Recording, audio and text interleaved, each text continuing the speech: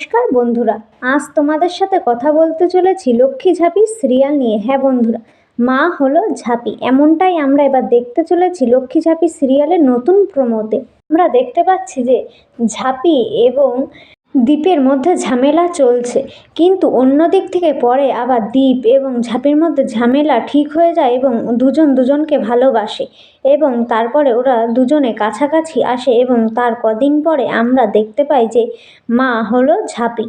হঠাৎ করে ঝাঁপি বাড়ির থেকে বেরোতে যায়, সেই টাইমে ঝাঁপির মাথা ঘুরে পড়ে যায়। তখন দীপ বলে, ঝাঁপি ঝাঁপি তোর কি হলো, এ কথা বলতে থাকে। তারপরে ডাক্তার ডাকে এবং ডাক্তার এসে দেখে ঝাঁপিকে এবং বলে যে দীপ বাবু, আপনি তো বাবা হতে চলেছেন, এ কথা বলে। এ কথা বলাতে তখন দীপ খুব খুশি হয়ে যায় এবং ঝাঁপির জ্ঞান ফিরে আসে এবং ঝাঁপিও শুনতে পেয়ে খুব খুশি হয়।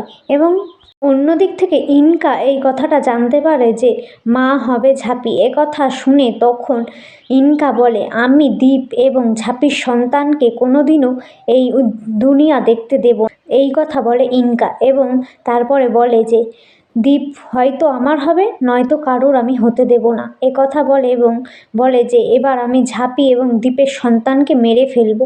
এ কথা বলতে থাকে। তাহলে বন্ধুরা, আমরা এমনটাই দেখতে। তোমাদের ভিডিও কেমন লাগলো কমেন্ট করে দিন। ধন্যবাদ।